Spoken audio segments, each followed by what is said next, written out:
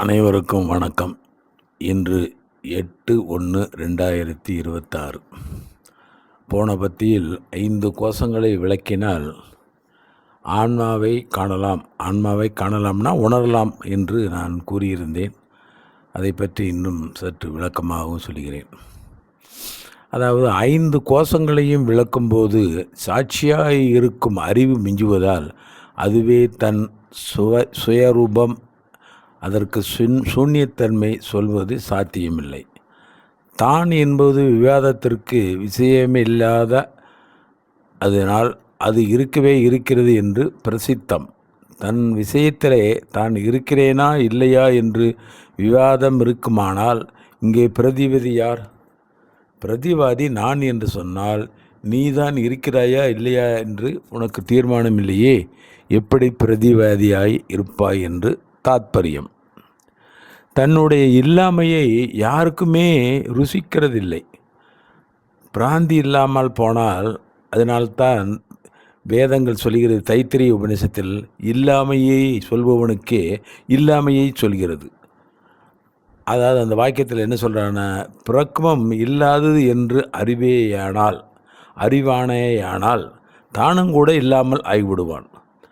தான் என்கிற ஆத்ம வஸ்துவும் பிரக்மமும் ஒன்றாகவே இருப்பதால் பிரக்மத்தை மறுப்பவன் தன்னையே மறுத்தவனாகிறான். அதனால் தன்னை மறுப்பது எப்படி சாத்தியமில்லையோ அப்படியே தன் சுயரூபமும் பிரக்மத்தை மறுக்க முடியாது என்பது தாத்பரியம்.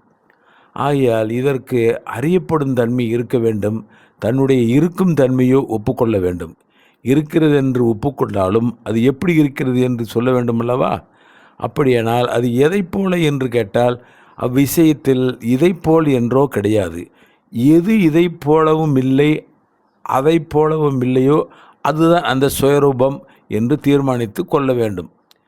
இந்திரியங்களுக்கு விஷயமாயுள்ளது இதுபோல, இந்திரியங்களுக்கு அப்பால் இருப்பது அதுபோல என்று சொல்லப்படுகிறது. விஷயத்தை அறியும் ஆத்மாவோ இந்திரியங்களுக்கு விஷயமாவதில்லை. தானாகவே இருப்பதால் அதற்கு அப்பால் இருக்கும் தன்மை, அறியப்படாமல் இருக்கும் தன்மையும் இல்லை. அறியக்கூடியது இல்லையானாலும் அறியப்படாததும் இல்லை. இதனால் அது சுயம் பிரகாசமாய் இருக்கிறது. வேறு கருவிகளை கொண்டு அறியக்கூடியதில்லை.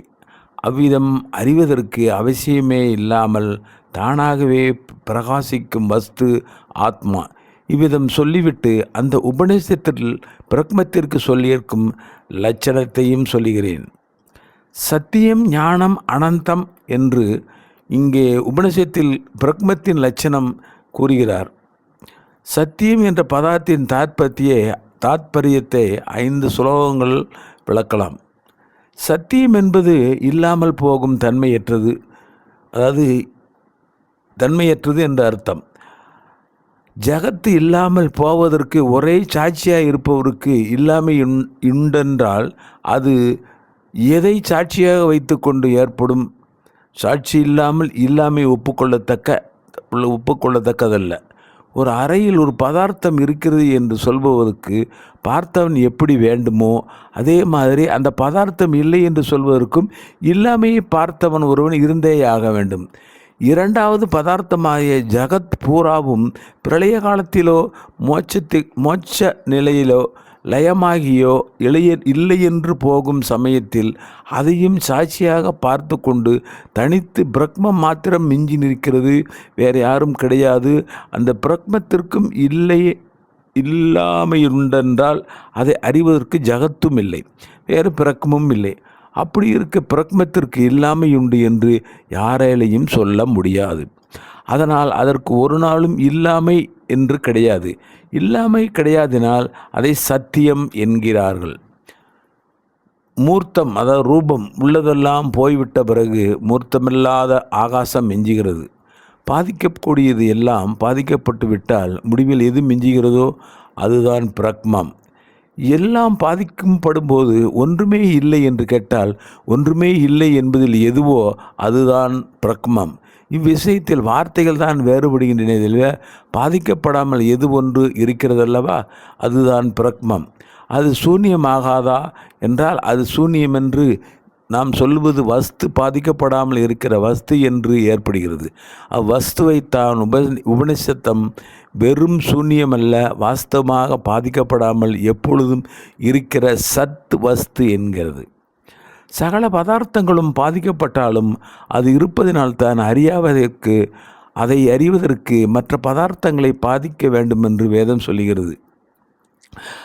அதனால்தான் வேதமானது பாதிக்கக்கூடியதெல்லாம் பாதித்துவிட்டு பிரக்மத்தை மிச்சப்படுத்துகிறது.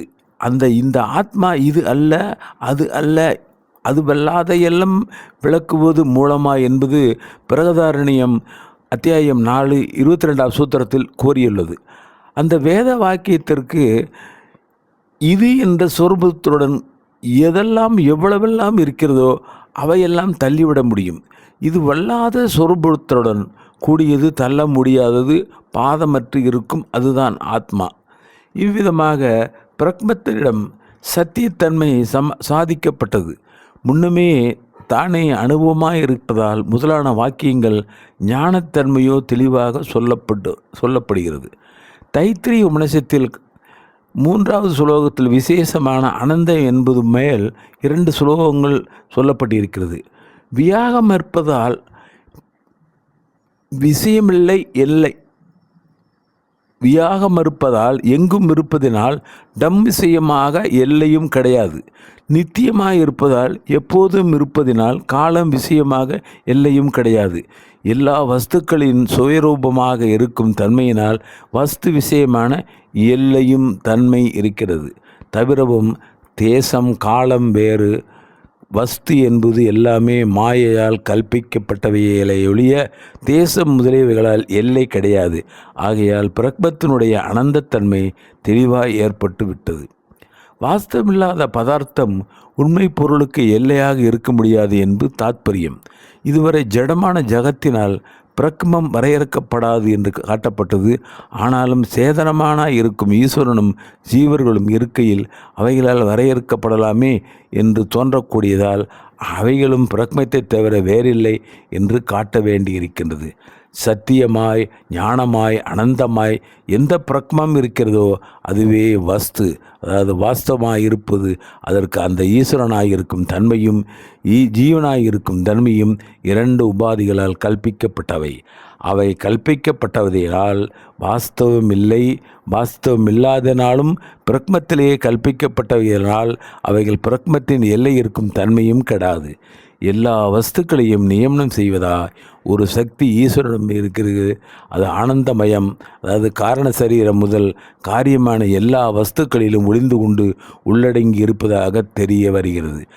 அவ்வித சக்தியை வஸ்துக்களின் சுவாப குணங்கள் ஒரு சக்தியினால் நியமனம் செய்யப்படாமலே இருந்தால் அப்பொழுது வஸ்துக்களுக்கும் ஒன்றோன்று கலந்து குணங்கள் கலந்து போய் ஜகத்தை தடுமாறும்.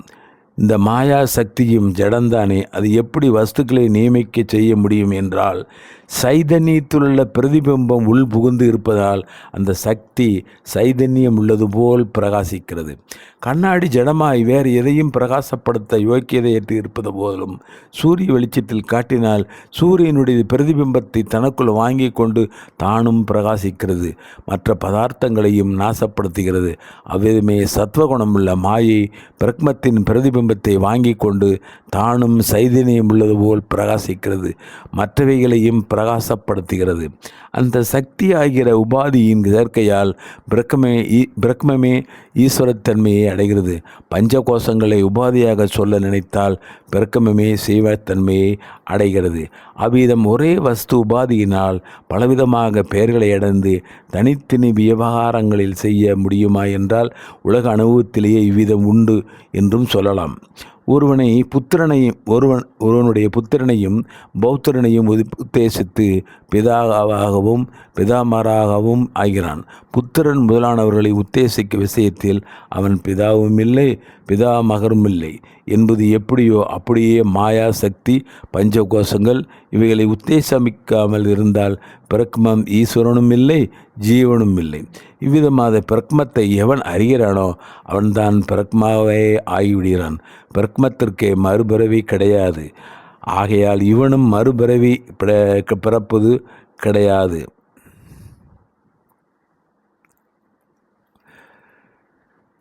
மேலும் இரண்டாவதாக தோன்றும் ஜகத்தை ஈஸ்வரன் ஜீவர்களுடைய போகத்தை உத்தேசித்து மாயையை அலம்பித்து கொண்டு சிருஷ்டிக்கிறார் என்று முன் சொல்லப்படுகிறது என்றால், ஈஸ்வரன் சிருஷ்டிக்கப்பட்ட போதிலும் அதை போக்கியமாக ஆக்கி கொள்வது ஜீவர்களேதான் என்பதையும், அதை போக்கியமாக ஆக்கி கொள்ளாமல் இருக்கும் நிலையில் ஜீவன் நின்றுவிட்டால் அந்த ஜகத் இவனை எவ்விதத்திலும் பாதிக்காது என்பதையும், ஜகத்தனை சிருஷ்டிக்கு காரணமாக ஜீவன் இல்லாதபடியால் அது இல்லாமல் செய்யவும் இவனுக்கு சக்தி கிடையாது என்பதையும், ஆனாலும் தன்னால் கற்பிக்கப்படும் போக்கியமாயிருக்கும் தன்மையை விலக்கி அதனால் பாதிக்கப்படாமல் இருக்கும் தன்மையுடைய இவனுக்கு சுவதேசந்தாரியம் உண்டான் என்பதையும் இவ்வாத்தாத்மாரிய தெளிவாக எடுத்து காட்டுகிறார். இவ்விஷயம் உபநிஷதங்களிலும் முன்னுள் ஆச்சாரியர்களுடைய கிரந்தங்களிலும் சொல்லப்பட்ட விஷயமேன, ஆனாலும் அதை எடுத்து நிர்வசனம் செய்ய, அதாவது நிர்வசனம்னா தெளிவுபடுத்துகிற முறையில் சாஸ்திர பயிற்சியற்ற சாமானிய ஜனங்களுக்கு கூட நன்கு மனதில் பதிய கூடியதாக இருக்கிறது. ஈஸ்வரனாலையும் ஜீவனாலையும் சிருஷ்டிக்கப்பட்டிருக்கும் துவைதம் இரண்டாவதாக தோன்றும் ஜகத் பிரித்து காட்டப்படுகிறது. பிரித்து அறிந்தாலே ஜீவன் தள்ள வேண்டியதான் சம்சார பந்தம் தெளிவாக தெரியும். முதலில் ஈஸ்வரன் சிருஷ்டிக்கு செய்கிறார் என்பதற்கு ஆதாரமாக உபனிஷத்து வாக்கியங்களை உதாகரிக்கிறார் என்பது சுலோகங்களில். மாயையை மூல காரணமாக அறிய வேண்டும், மாயையோடு கூடினவரையோ மகேஸ்வரனாக அறிய வேண்டும். அந்த மாயையோடு கூடினவர் சிருஷ்டிக்கிறார் என்று அத்தியானம் செய்வர்கள் சொல்கிறார்கள். இது முன்னால் ஆத்மாவாக இருந்தது, அவ்வாத்மா சிருஷ்டி செய்வோனாகவும் என்று நினைத்தார். அவர் இந்த உலகங்களை தன் சங்கல்பத்தினாலே சிருஷ்டித்தார் என்று ரிக்வேதிகள் ஐதரிய உபநிஷத்தில் சொல்கிறார்கள். ஆகாசம், வாயு, அக்னி, ஜலம், பிருத்திவி, அன்னம், தேகம் இவையெல்லாம் வரிசையாக அந்த பிரக்மாகிய இந்த ஆத்மாவிலிருந்து உண்டான. நானே பலவாக ஆவேன், அதனிலும் உண்டாவேன் என்ற காமனையினால் தபஸ் செய்து ஜகத் எல்லாவற்றையும் சிருஷ்டி செய்தார் என்று சொல்கிறார்கள். இது முன்னால் சத்மாத்பரமாகவே இருந்தது. அது பலவாக ஆவதற்கு யோசித்தது. தேஜஸ், அப்பு, அன்னம், அண்டஜம் முதலியவைகளை சிருஷ்டி செய்தது என்று சாமவேதிகள், அதாவது சாந்தோக்கிய உபநிஷத்தில் சொல்லப்பட்டிருக்கிறது.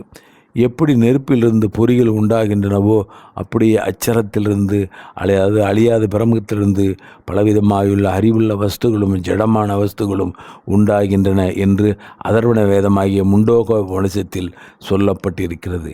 முன்னால் ஜகத் விளக்கப்படாமல் இருந்தது. இப்பால் தெரியக்கூடிய நாமத்தினால் ரூபத்தினாலும் விளக்கப்பட்டது.